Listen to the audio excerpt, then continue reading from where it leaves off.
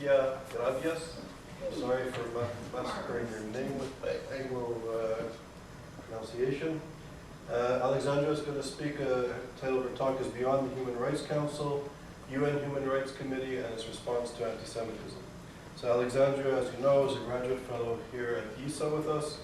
She's also a junior researcher at the Poznan Human Rights Center at the Institute of Legal Studies of the Polish Academy of Sciences, and she's currently completing her PhD on the legal mechanisms of fighting anti-Semitism in international human rights law. She is the co-author of a report which monitors racist, xenophobic, and anti-Semitic contents in the Polish press, and she prepared this for the Ministry of the Interior of Poland. She's the co-editor of a book called Hate Speech versus Free Speech, Legal and Social Aspects, which was also published in Warsaw in 2010. She studied at the European Studies Faculty of Law and Administration at the Adam Mickiewicz University in Poznan, Poland.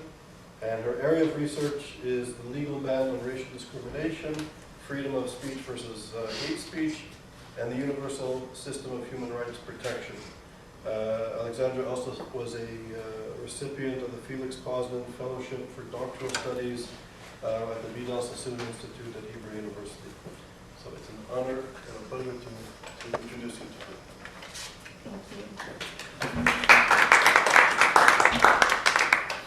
And as we are coming now closer to the Oscar ceremony, I think I will start and practice a little bit. And I will thank Charles Small for giving me this great chance of being here at ISA. I will thank the rest of the ISA team and of course all of you for coming here today. I imagine that the very title of my presentation may sound rather strange to you. United Nations and any response to anti-Semitism, we may wonder how is that possible? Because we are all now well used to the fact that the United Nations is more often a platform of spreading anti-Semitism and not a shelter from it. However, there is something being done beyond the Human Rights Council. And what I mean is the United Nations Treaty Body's Human Rights Protection System with the International Covenant on Civil and Political Rights and the United Nations Human Rights Committee located in the center of this system. The foremost objective of my presentation today is therefore to present to what extent this legal dimension of the human rights agenda within the United Nations responds to the danger of the longest hatred as anti-Semitism is often and rightly being described. I will try to answer this guiding question of my research, which reads as follows. Is there any counterbalance within the United Nations to its highly politicized bodies, such as the Human Rights Council or General Assembly?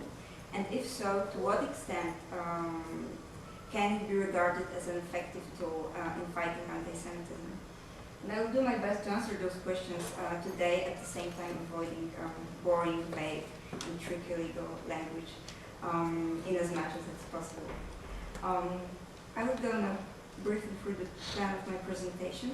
After the introductory part, I will present a brief description of the two UN human rights protection systems, namely the system of charter-based bodies and the system of treaty bodies.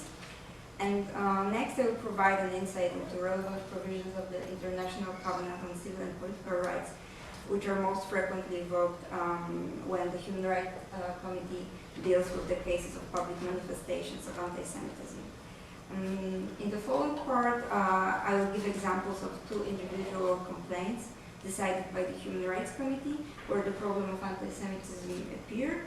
And finally, I will present the Human Rights Committee's concluding observations and recommendations to the periodic reports of states which are parties to the Covenant, where the Human Rights Committee expressed its concern over anti-Semitic incidents and attitudes. And then we'll come to the conclusions.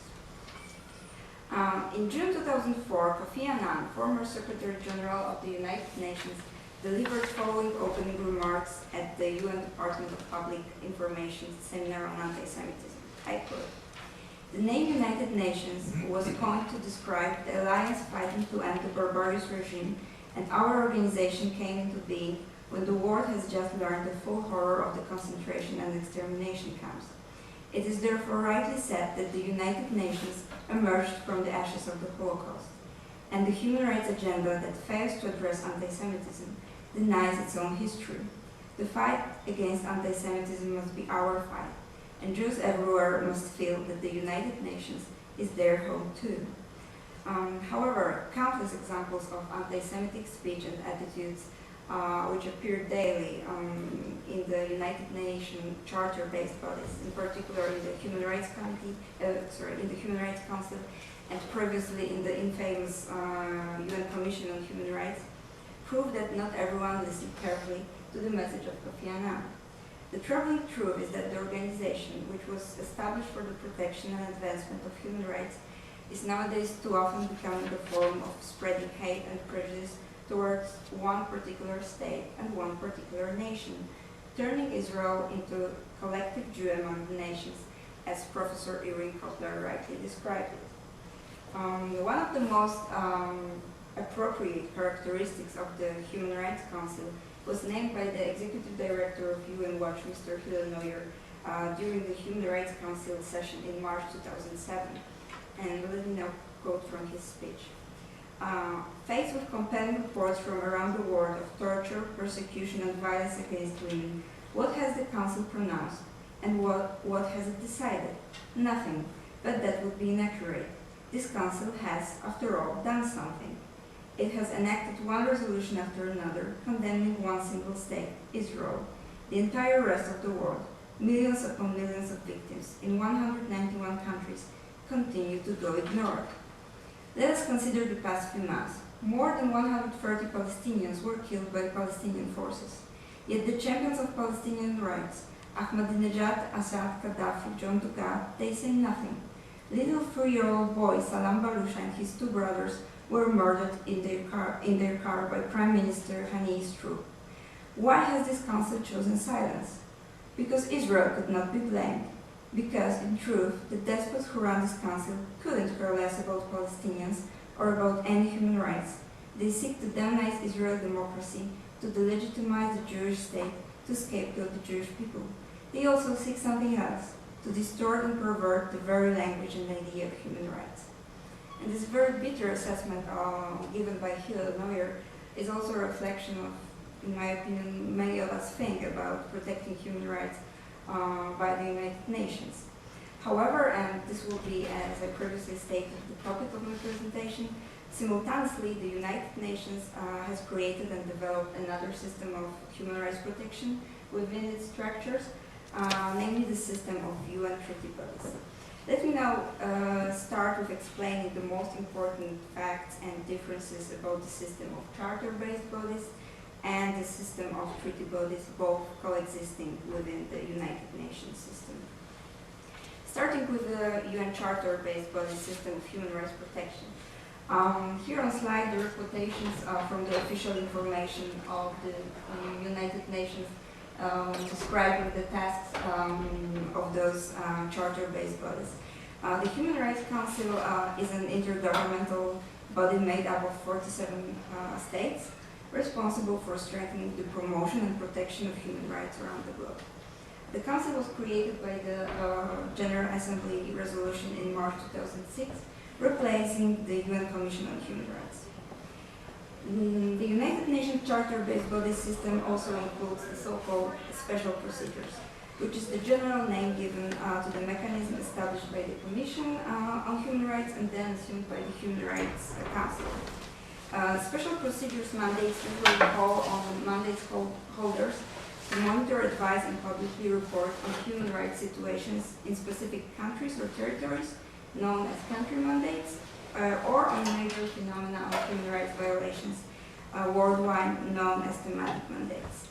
And special procedures are either an individual, mostly called special rapporteur, or a working group composed of 5 members. Among the special procedures, there are some which, at least theoretically, should include the problem of anti-Semitism in their activities. And these are the Special Rapporteur on Contemporary Forms of Racism and the Special Rapporteur on Freedom of Religion or Belief. Nevertheless, the conclusion which arises from my research is that the problem of anti-Semitism is of a little importance to those rapporteurs. And at the same time, what I think is worth noting, the attention of both special procedures, which I mentioned, has been shifted to the issue of Islamophobia and defamation of religion, which should actually be understood as defamation of Islam. Because in 100% of cases, these are the resolutions of the Human Rights Council, supported by Muslim countries, which oblige special rapporteurs to deal with defamation of religion and Islamophobia. And there's, of course, the General Assembly being described as a unique forum for multilateral discussion on the full spectrum of international issues. And now coming to the second system, the UN treaty body system of human rights protection. The human rights treaty bodies are committees of independent experts that monitor implementation of the core international human rights treaties.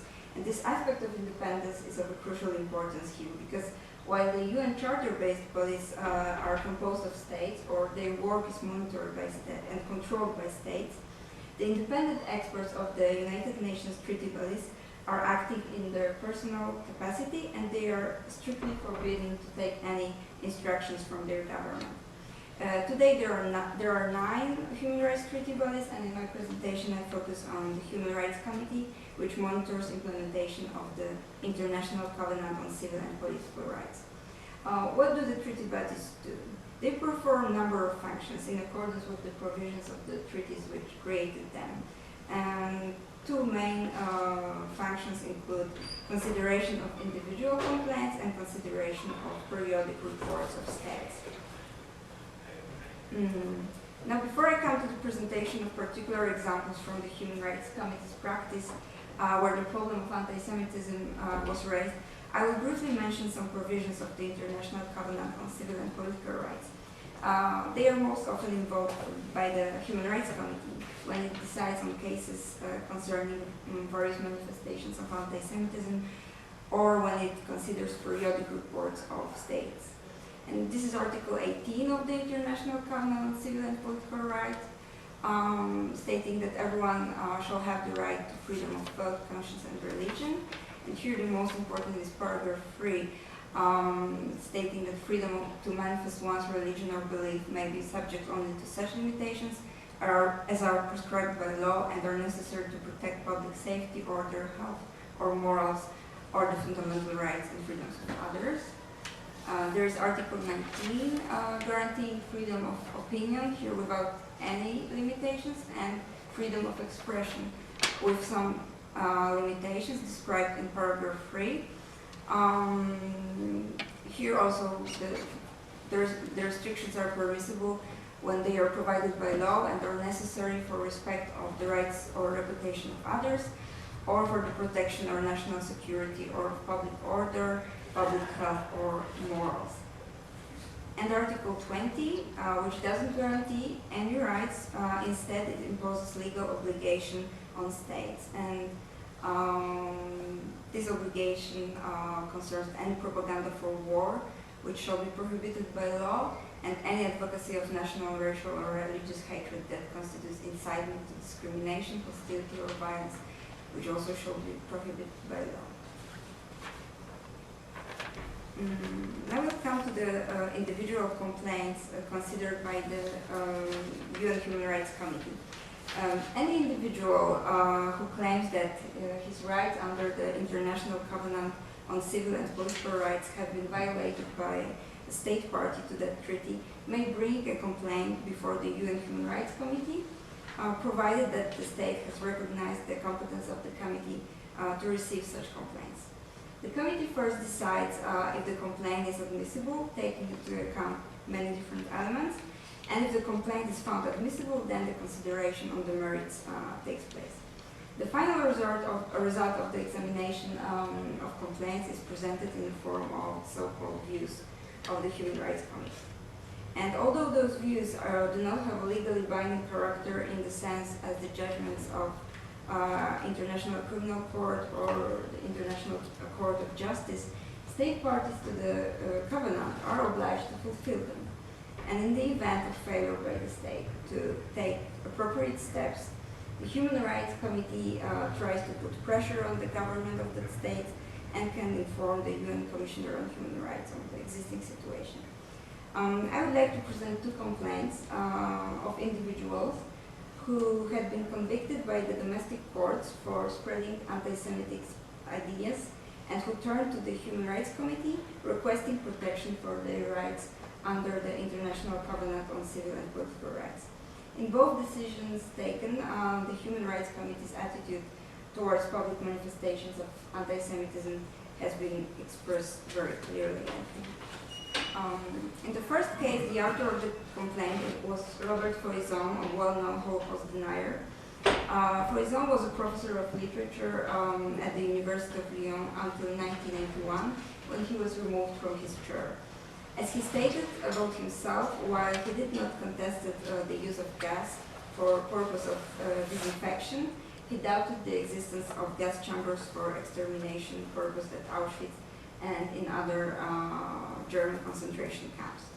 On 14th July 1990, the French Parliament passed a new law which made it an offense to contest the existence of the category of crimes against humanity as defined in the London Charter, on the basis of which Nazi leaders were tried and convicted by the International Military Tribunal in Nuremberg. Shortly after the enactment of the new law, Foison was interviewed by the French monthly magazine. He reiterated his statement that there were no gas chambers for the extermination of Jewish people in Nazi concentration camps.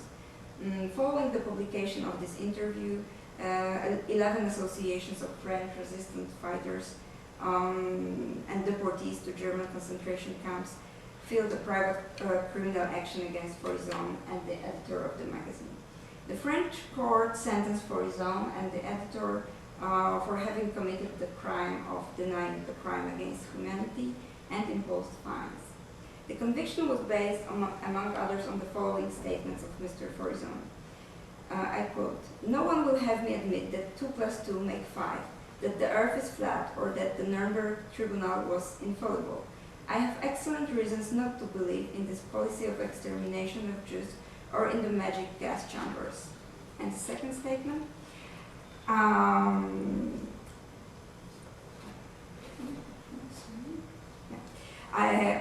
I would wish to see that 100% of all French citizens realize that the myth of the gas chambers is a dishonest fabrication endorsed by the victorious powers of Nuremberg in 1945-46 and officialized on 14th July 1990 by the current French government with the approval of the court historians. What was the complaint of Mr. Foison? He contended that the French law curtailed his right to freedom of expression and academic freedom in general. He complained that the incriminated provision constituted unacceptable censorship. French government responded to that complaint, stating that the new law responded to the preoccupations of the French legislator vis-à-vis the development of negationism, mostly through individuals who justified their writings by their perceived status as historians and who challenged the existence of the Shoah. To the government, these negationist ideas constitute a subtle form of contemporary anti-Semitism, which before the implementation of the new law could not be prosecuted under any of the existing provisions of the French criminal legislation. France added that racism must not be regarded as an opinion, but as an aggression and hate. And it was exactly because Foison expressed his anti-Semitism through the publication of his negationist thesis in journals and magazines, and thereby tarnished the memory of the victims of Nazism, that he was convicted. On that basis, France concluded that Foison's activities clearly contained elements of racial discrimination, which is prohibited under the International Covenant on Civil and Political Rights, and the state party invoked here in particular Article 20, paragraph 2 of the Covenant. In Foison's submission, he reiterated that the desire to fight anti-Semitism cannot justify any limitations on the freedom of research, on a subject which is of obvious interest to Jewish organizations. He qualified as exorbitant the privilege of censorship from which the representatives of Jewish community in France benefit. What was the decision of the committee in this case? The Human Rights Committee decided first that the complaint was admissible and considered it on the merits in the light of all available information.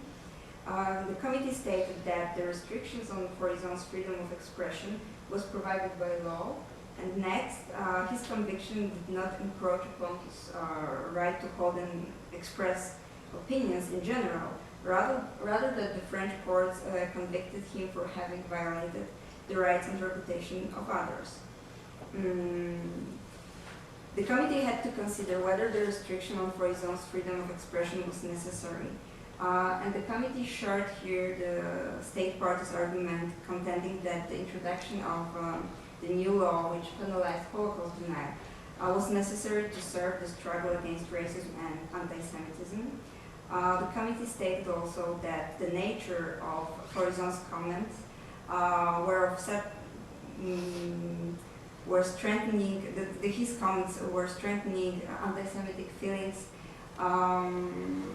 and the protection against it was necessary to respect the right of the Jewish community to live free from fear of an atmosphere of anti-Semitism. For all those reasons, the Human Rights Committee decided that the facts did not reveal a violation by France of Mr. Forizon's freedom of expression. I would also like to quote here a statement made by one of the members of the committee, which I think is very significant in the context of this case. This is a statement of Professor Thomas Burdelthal, who is today a judge of the International Court of Justice.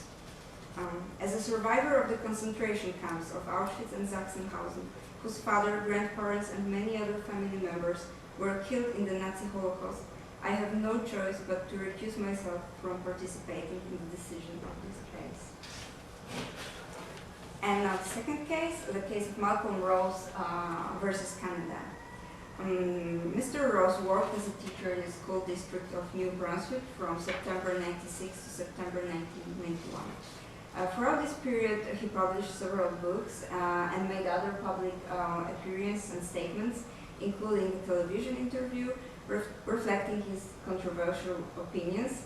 His books and opinions concerned abortion, condemnation of Judaism, and superiority of the Christian faith. As controversy around Mr. Rose grew, his in-class teaching was monitored. Then Mr. David X, a Jewish parent whose children attended another school in the same school district, complained to the Human Rights Commission of New Brunswick, claiming that the school board, by failing to take actions against Mr. Rose, supported his anti-Jewish views and discriminated against Jewish students. This complaint led to the decision of the Board of Inquiry of the Canadian Human Rights Commission, which is a quasi-judicial body in Canada dealing with cases of discrimination, which stated that it had, I quote, no hesitation in concluding that there are many references in the writings and comments by Malcolm Rose which are prima facie discriminatory against persons of the Jewish faith. Malcolm Rose identifies Judaism as the enemy and calls on all Christians to join the war. The Board of Inquiry also heard testimonies of Jewish students from the same school district. They gave evidence of repeated and continual harassment in the form of derogatory statements and name-calling of Jewish students, carving of swastikas into desks of Jewish children, drawing on swastikas on blackboards, and general intimidation of Jewish students. Finally, as the result of domestic proceedings, Mr. Rose was removed from his position as a teacher. He appealed to the Supreme Court of Canada, which upheld its decision. In his complaint, Mr. Rose claimed that his rights under Article 18 and 19 of the International Covenant on Civil and Political Rights have been violated, in that he was refused the right to express freely his religious opinions. He emphasized that he never expressed his opinions in class and that there is no evidence that any of his students at the school had been affected by his writings.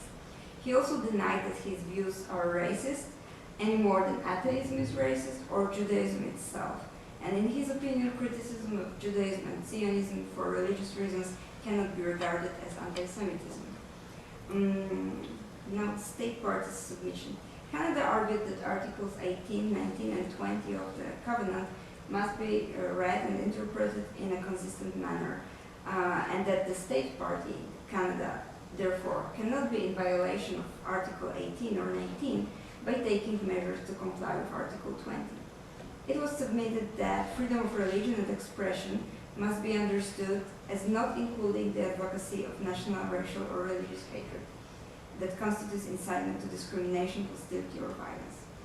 Mr. Ross responded to that, and in his comments, he again denied that his writings and statements undermine democratic values and that they are anti-Semitic.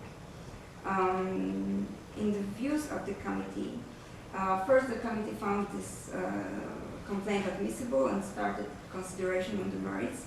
The committee had to decide whether the restriction on Mr. Ross's right to freedom of expression met the conditions set out in Article 19, paragraph 3, that it must be provided by law, it must address one of the aims, it means respect of the rights and reputation of others, protection of national security or of public order, or of public health or morals, and it must be necessary to achieve this aim. As regards the requirement that the restriction be provided by law, the committee noted that there was a legal framework for the proceedings which led to the removal of Mr. Ross from his teaching position.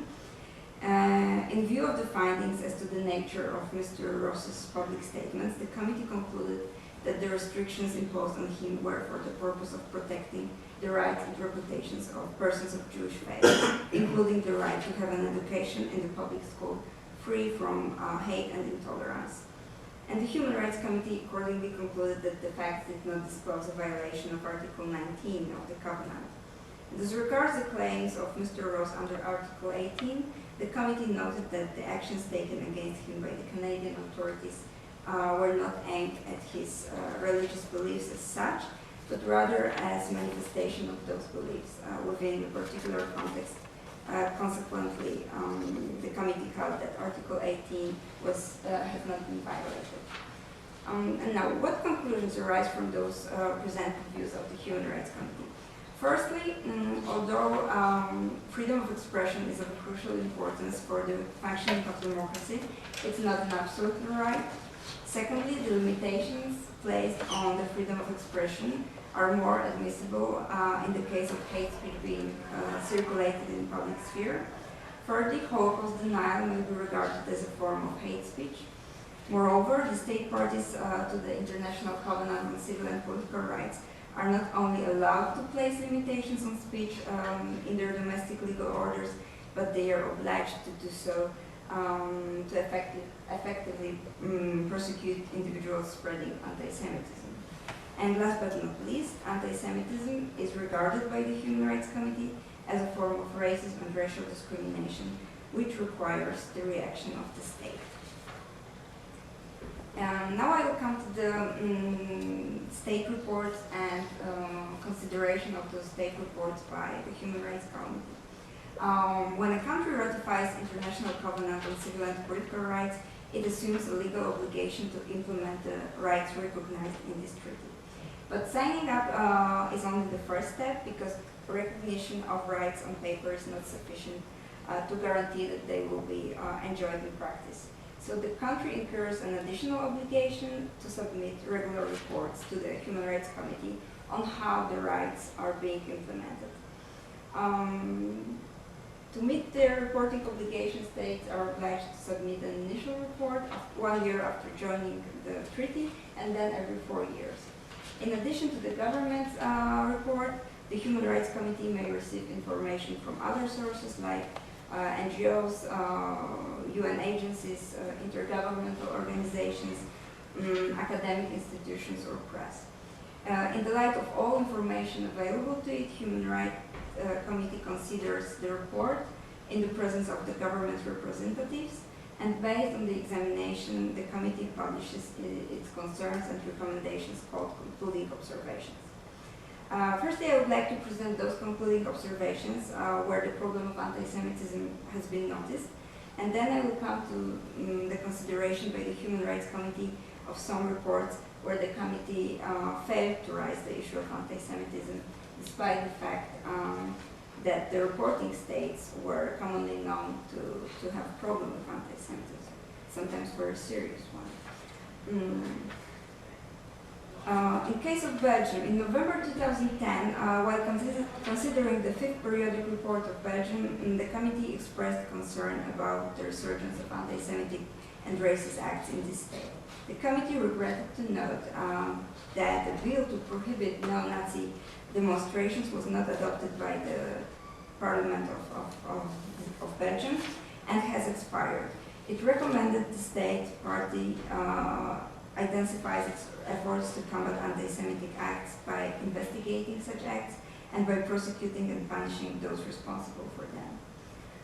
Egypt. In 2002, the committee was deeply concerned at Egypt's failure to take action following the publication of some violent articles against the Jews in the Egyptian press, which in fact constituted advocacy of national, racial, and religious hatred and incitement to discrimination, hostility, and violence. The committee urged the state party to take whatever action was necessary to punish such acts by ensuring respect for Article 20 of the Covenant. Poland. One of the most harsh critiques was directed by the Human Rights Committee to the government of Poland in November 2010. The committee expressed its strongest concern about persistent manifestations of anti-Semitism, including physical attacks, desecration of Jewish graveyards, and the dissemination of anti-Semitic propaganda through the internet and print media, despite numerous measures taken by the state party against those manifestations. In case of Switzerland, the committee was concerned about the sharp rise of anti-Semitic incidents occurring in this state, including stone throwing and verbal threats that disrupted Jewish fundraising event in Geneva in March 2009, and the arson fire that destroyed the largest synagogue in Geneva in 2007. The committee was also concerned at reports that the police in Geneva have not fully investigated the pattern of those incidents. And lastly, Ukraine. In the concluding observations issued to the periodic report of Ukraine in 2006, the committee emphasized that members of the Jewish community have suffered physical assaults, including attacks on Jewish students, yeshiva students, and the rabbi and his son in Kiev. The committee demanded that the state party ensures that all members of ethnic, religious minorities are protected against violence and discrimination. And those examples of criticizing states for their insufficient reaction towards the problem of anti-Semitism by the Human Rights Committee are, in my opinion, more than the Human Rights Council or the General Assembly have ever done to fight anti-Semitism. However, the Human Rights Committee has unfortunately remained silent while considering state reports of, among others, the Netherlands, Libya, Russia, Syria, Great Britain.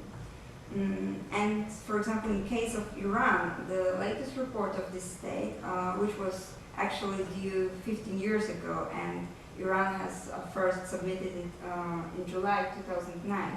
Well, this report will be considered by the Human Rights Committee in August this year, and I think it will be a kind of a very important test for the committee, demonstrating its attitude towards state-sponsored genocidal anti-Semitism.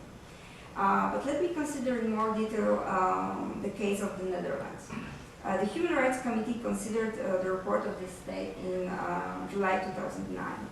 At that time, anti-Semitism in the Netherlands has already reached the highest and most drastic level since the end of the Second World War.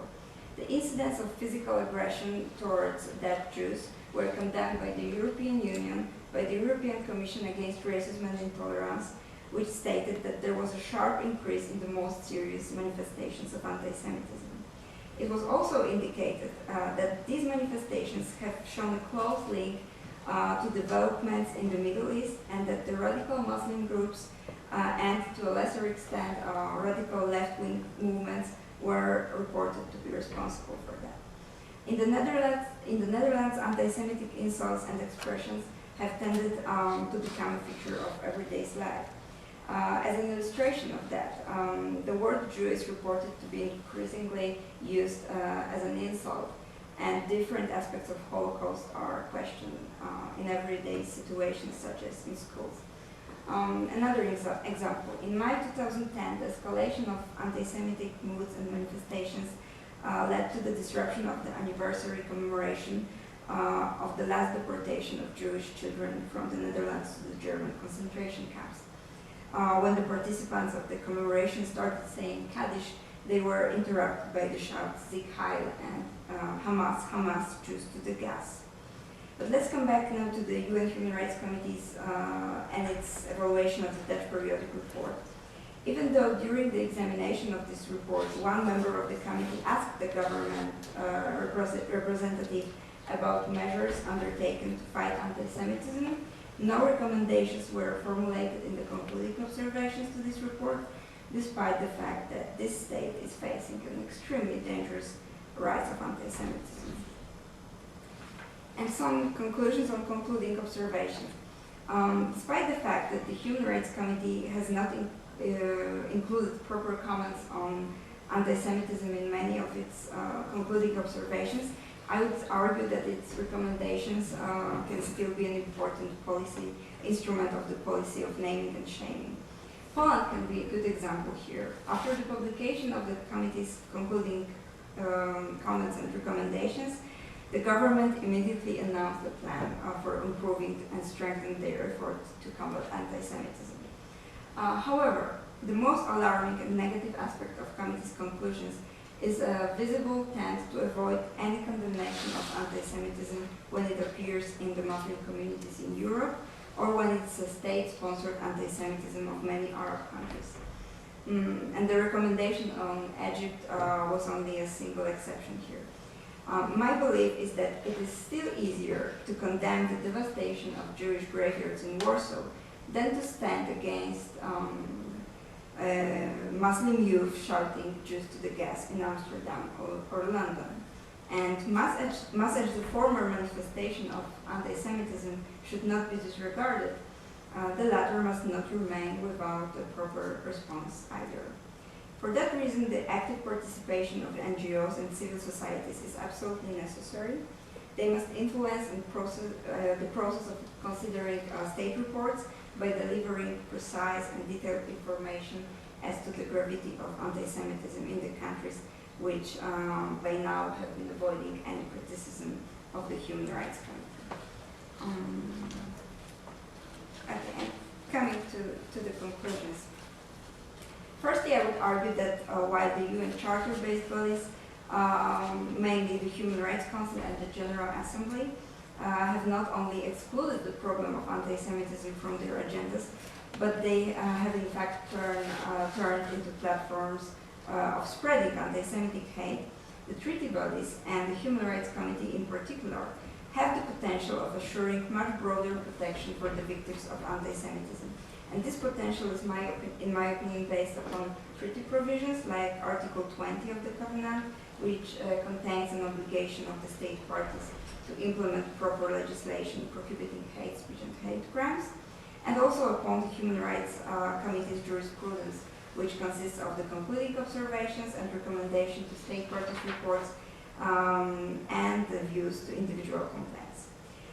Secondly, the results of the work of the Human Rights Committee may be a useful tool of naming and shaming policy, however, when two conditions are fulfilled. Firstly, the activities of the Human Rights Committee must become more visible, and secondly, the Human Rights Committee must acknowledge that demonizing Israel, boycotting Jewish scholars, or crying death to the Zionists may as well amount to the examples of brutal anti-Semitism, and that the problem of anti-Semitism is not only limited to the devastation of Jewish graveyards and swastika paintings. Moreover, there is definitely the need for stronger involvement of the civil societies, NGOs, national human rights institutions, etc. I'm really convinced that if the Human Rights Committee received, let's say, 20 reports on anti-Semitism, for example, in Syria, observed in Syria, it could never ignore them and would have to raise this problem while considering the periodic report of this state. And finally, I will indicate on the need of a reform of the treaty body system, guaranteeing legally binding character of the UN Human Rights Committee's views and recommendations, including legal sanctions for non-compliance with the standpoint of the committee. However, the plans and projects of such reform are still under consideration, and no final decisions have been taken by now. Thank you very much.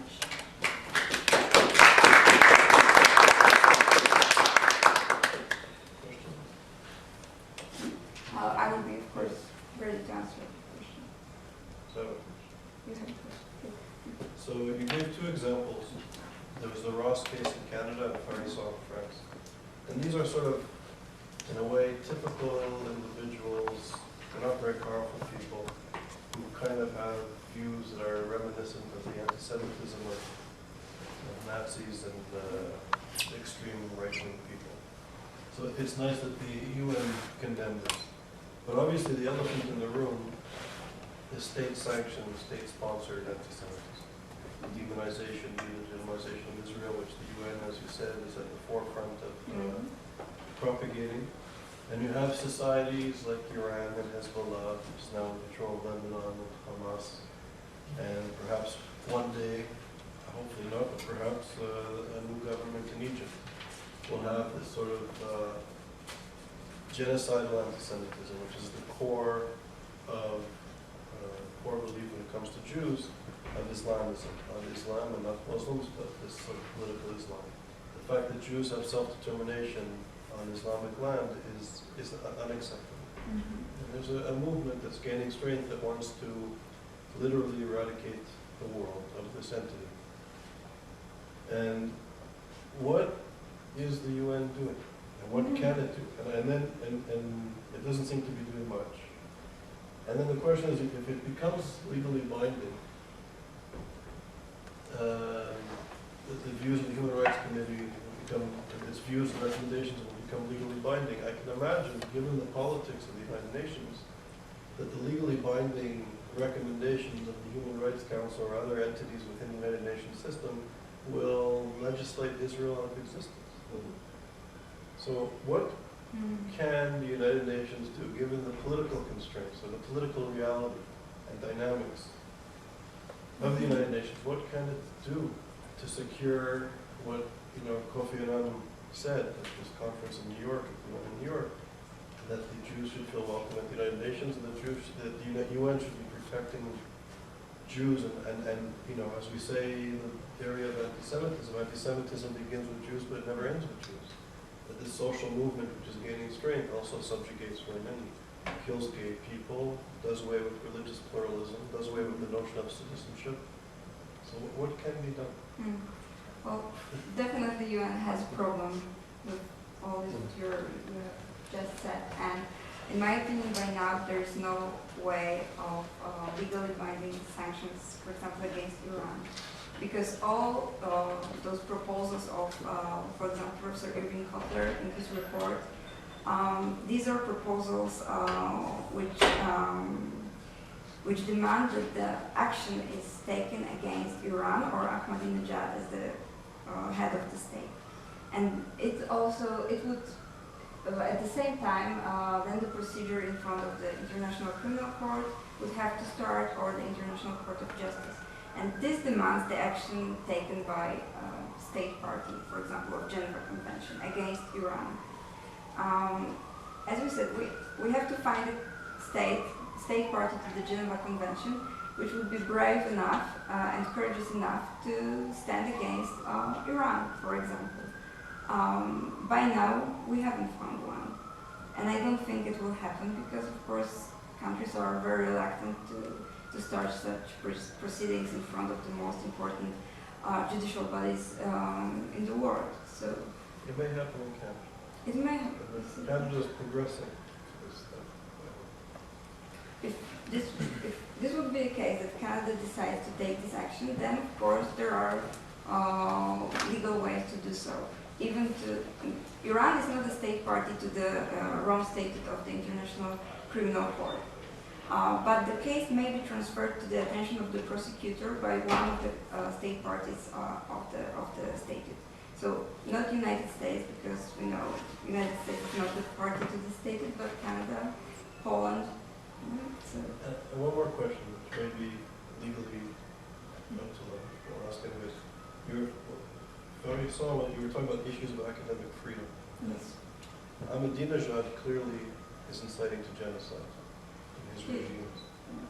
He gave a seminar at Yale University. Is that academic freedom? Or the fact that somebody who's advocating genocide, who comes to our institution to give a lecture, is that interfering with our academic? I'm absolutely sure that if there was a complaint against Ahmadinejad decided by the Human Rights Committee, it would decide that it is not a form of academic freedom to incite to genocide. Absolutely, this is not covered by the guarantee of freedom of expression. Because this is, for example, in violation of Article 20 of the Covenant, which says that any propaganda of war and any incitement to hate should be legally forbidden. So I would never say that this is a manifestation of academic freedom, not at all, because it's incitement to violence, hostility, genocide. So did he interfere with the Yale community's mission of academic freedom by presenting it?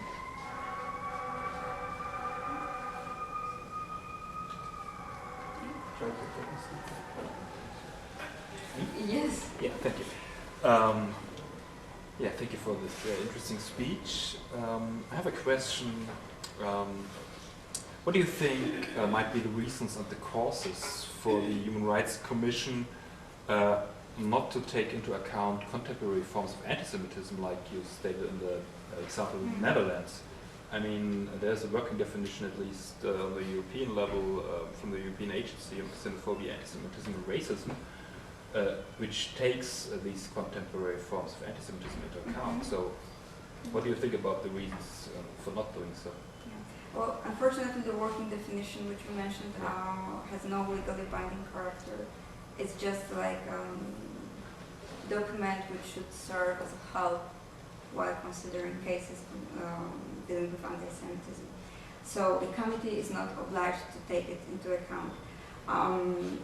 Why it's, this is because, how I said, I think that this is still like safer and more comfortable for the UN to react on anti-Semitic manifestations like devastating Jewish graveyards or swastika paintings, or to commemorate the victims of the Nazi Holocaust. This is much easier to do.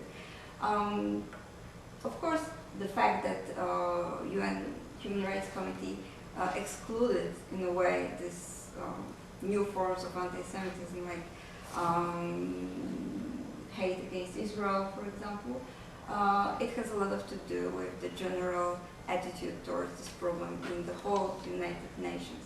So, but I think that the experts of the committee are not sure if they may include these new forms of anti-Semitism, if it's still allowed for them. They are very reluctant to do so because, of course, they are surrounded by people at the UN stating that this is absolutely not a form of anti-Semitism to shout, for example, death to Israel. That this is only a form of anti-Zionism position. So you think it's a political question? It is still, although this should be not a political part of the system, but the legal part of the system, but the politics clearly influence this part of the human rights protection system. I'm wondering if one doesn't have to put this into a larger context, essentially a jihad against Western civilization and Enlightenment values that's taking place now in the world. That anti-Semitism is just one piece of the action, but there's a much broader struggle of a clash of civilizations, and I'm wondering if the United Nations group is politically capable of taking care of the broader situation that's taking place, essentially the questioning of pluralism in Islam, in political Islam, the questioning of diversity in political Islam, the essentially questioning of democratic values by a supremacist religion. This is sort of on a stage area dealing with Holocaust, which is really part of the past, but there's a much greater struggle going on now with against Western civilization and the Enlightenment views of expression. How can that committee be capable of dealing with the broader issue of Islam, of jihad against Western civilization? Yes, a very good question. It should deal with all those issues, for example, while considering periodic reports of Syria, Lebanon, Iran. We will see in August this year what does the committee say about Iran. I'm really looking forward to this examination of this report. But I think that by now, even the United Nations Human Rights Committee, being not the political but the legal part of the system, is unable to take actions which would really deal with genocidal anti-Semitism, which we are now facing. And I have an example here of a resolution adopted by the Human Rights Council. This is one of, I don't know, I think 20 resolutions dealing with combating defamation of religion. And this shows the attitude of Muslim countries and their will to dominate the whole discussion with the issues of Islamophobia and discrimination of Muslim populations. So a very interesting thing is the way how the states in the Human Rights Council vote on that. They're in favor. 20 votes in favor, all countries, all Muslim countries, 17 votes against, all European countries, plus Uruguay, Zambia, Argentina, and all the rest European countries, and abstaining Bosnia and Herzegovina, Brazil, Cameroon, Ghana, India, Japan, Madagascar, Mauritius. So until the domination of Muslim countries with the votes won't stop. So such resolutions will be passed saying nothing about anti-Judaism or anti-Semitism, but including only the problem of Islamophobia and defamation of Muslim people. So I think that this problem is still to be solved, and hopefully it will one day. But by now, UN is so very much dominated by Muslim countries and the countries which support them, that this is really difficult to deal with all those problems you mentioned. Did I answer your question? Let someone else pick up the question. I'll come back on that. Okay. Yes, sure. Can any country, such as the United States or Israel, bring charges against a country like Iran for inciting genocide, and or Saudi Arabia for not allowing freedom of religion, and to what forum would they bring it to within the United Nations? Mm-hmm. Well, in the system of Human Rights Committee, it's impossible, because there is something like interstate complaint, when one state can bring a complaint and against another state. But the state must agree on that, and from that, what I know, the United States has never agreed on this interstate complaint mechanism. Syria didn't as well, so it's not possible in this system. It's also not possible with the system of International Criminal Court, because those countries are not state parties to the Rome Statute. So You have two countries that are violating the basic laws of the United Nations itself, and there is nothing that anybody can do. well, there is Geneva Convention on genocide. When you are talking about incitement to genocide, then yes, but it demands that one state party, one country, launches the procedure against another country, and this is like highly impossible because states are afraid to do so. Simply, the best proof is that until now, no country has done such an action against another country. But Canada, you think so? is a possibility.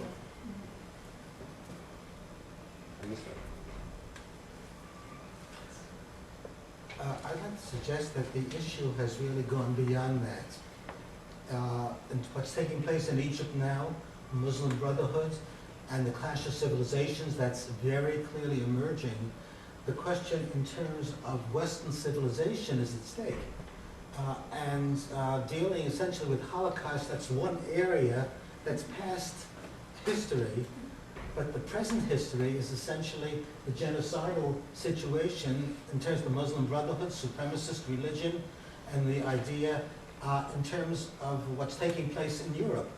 I don't know if it's taking place in Poland, because Poland is heavily Catholic, but in the Netherlands and other areas, essentially, the inundation with the concept of a monolithic view of what is right and the intimidation of those who do not accept that and who abide by the Western concept. So I'm raising a fundamental question. It's good academically to look at this, but specifically in terms of the action plan for today, does it really pose an action plan that can deal with what's going on in the world, or is this just essentially an anachronism that's nice to talk about academically, but where does one go with this? Well, it's nice to talk about it in academic terms, really, but I still would argue that this is important, that there is within the structure of United Nations, there is a committee which raises the issue sometimes, not always, but sometimes it raises the issue of anti-Semitism, while at the Human Rights Council you will never hear any condemnation of anti-Semitism. So this is important, but to deal with the problems, which I agree are dramatically important nowadays, like this legal dimension of the UN system, human rights protection systems, it doesn't bring any answer to that, or it cannot help with those problems. Really. To hone in specifically on anti-Semitism, the incitement that's taking place in the Muslim world against the Jews, and the lies in terms of structuring is very significant, and it's a prelude to Holocaust. It's a prelude to anti-Western views. What specifically can the United Nations do in terms of that situation? There's a Genocide Convention from 1948, which prohibits incitement to genocide. And to bring every country which is a state party to this convention may bring an interstate complaint into the International Court of Justice against Iran, for example, for incitement to genocide. It's against Iran for not prosecuting Ahmadinejad for incitement to genocide, for not prosecuting the government for incitement to genocide. So we are still waiting, as Charles said. Maybe Canada will be the first country which would be courageous enough to bring such complaint, interstate complaint, to the International Court of Justice. And then the court will decide if this is incitement to genocide and how to punish it. But before that, we cannot do much. Sorry. I guess I'm asking the question, is there anyone else? I don't know. Keep going, I'm listening. Is there anything, in terms of realpolitik, is this realistic in terms of the modern world, in terms of what's happening, or is this a sort of Woodrow Wilson concept in terms of United Nations, pluralism, which is essentially outdated in terms of what's happening now? It's not much different than the League of Nations before that. There was a precedent. It's called League of Nations. There were also powers. League of Nations. So what's new? Some of the things that seem to have changed, though, is the world's dependence on energy from these anti-Semitic groups, where it would seem as though people are right now seem to be living in fear because of the terrorist activities around the world and the jihad itself. People fear it in their own nations. They fear the reprisals from the Arab nations and the squeeze that they could put on them financially with the cost, with energy costs. It seems to me that people are just turning a blind eye in hopes that they aren't punished for standing up for Israel I agree with you. with the increased energy costs. So Art, it seems like a few years back, you had a man who came in and spoke, and he spoke about our dependence on foreign energy and it causing a lot of this crisis. So it seems as though any inroads that we make and start to get people to come towards, to stand up against anti-Semitism, it seems like with the turn of a valve and the oil prices changing, that people only have so far that they'll go, and then they seem to just turn a blind eye to it. They feel like they're, Well, that's suggesting economic factors, and I'm suggesting Right. there might be an anti-Semitism as a latent area that is feeding into this so that they're it's using, acceptable. they're right, and they seem to be using economic Yeah, factors to manipulate people to turn a blind eye to it. Because if you were to talk about, a lot of times when you talk about this quietly, everybody agrees. But when it comes time for people to stand up and publicly take a stand on it, they turn away from it. Yes, and the way of influence of the process of consideration of state reports would be that organizations like in NGOs submit reports, for example, on anti-Semitism in the Netherlands. I'm wondering, I don't know that, but why those organizations are not submitting such reports? That the Human Rights Committee becomes like 20 such reports, it must then deal with this case and then announce publicly that there is a problem of anti-Semitism, even in this Muslim form in the Netherlands. So I see here a great responsibility of civil societies and NGOs to deal with this issue, but to some reasons they don't right now.